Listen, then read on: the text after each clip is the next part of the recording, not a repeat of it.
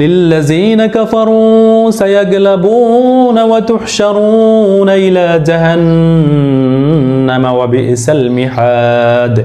তুমি কাফিরদেরকে বলো তোমরা অচিরেই পরাজিত হবে এবং তোমাদেরকে জাহান্নামের দিকে সমবেত করা হবে, আর সেটা কতই না নিকৃষ্ট আবাসস্থল। বিগত কয়েকটি আয়াতে ফিরাউনের পূর্ববর্তী যুগে যারা কাফির ছিল, আদ সামুদ জাতি, আদ সামুদ এরকম অনেক জাতি ছিল, তাদেরকে তাদের অপরাধের কারণে, তারা আল্লাহর দিনের বিরোধিতা করার কারণে, নবীদের বিরোধিতা করার কারণে, আল্লাহর কিতাবসমূহের বিরোধিতার কারণে তাদেরকে আল্লাহ তাআলা কঠিন আযাব দিয়ে তাদেরকে ধ্বংস করে দিয়েছেন। এরপর ফিরাউনকে আল্লাহ তাআলা ধ্বংস করে দিয়েছেন আল্লাহর দিনের বিরোধিতা করার কারণে, আল্লাহর কিতাবসমূহের, আল্লাহর নবীদেরকে বিরোধিতা করার কারণে।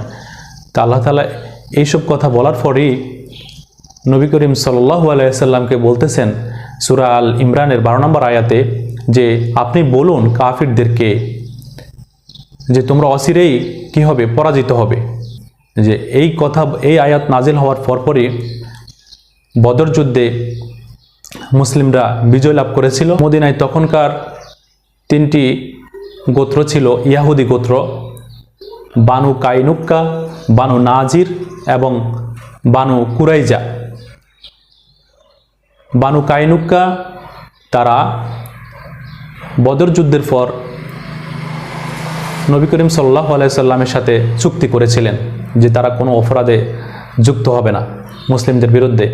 বানু কাইনুক্কা যে গোত্রটি ছিল তারা মুসলিম নারীদের সাথে অশ্লীলতা এবং তাদের সাথে খারাপ আচরণ করেছিল। তাদের এই খারাপ আচরণ, অশ্লীলতা যখন একজন মুসলিম দেখে ফেলল, তাকেও তারা হত্যা করলো। এরপরই রাসূলুল্লাহ সাল্লাল্লাহু আলাইহি সাল্লাম তাদেরকে মদিনা থেকে বের করে দেন।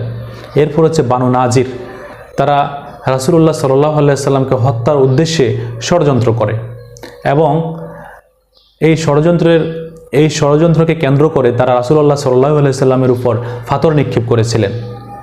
বানু নাজির যে গোত্রটি ছিল, এটি জানাজানি হওয়ার পর রাসূলুল্লাহ সাল্লাল্লাহু আলাইহি সাল্লাম তাদেরকে মদিনা থেকে বহিষ্কার করে সেখান থেকে চলে যেতে বলেন। এরপর তারা মুসলিমদের বিরুদ্ধে যুদ্ধ করার জন্য ষড়যন্ত্র করে।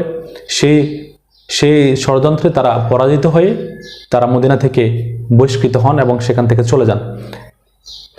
এরপর হচ্ছে বানু কুরাইজা, যারা সবচেয়ে যে খারাপ ষড়যন্ত্রটি তারা করেছিল। খন্দর যুদ্ধে যখন রাসূলুল্লাহ সাল্লাল্লাহু আলাইহি সাল্লাম এবং সাহাবীগণ যুদ্ধে কোণঠাসা হয়ে পড়েছিলেন, তখন বানু কুরাইজা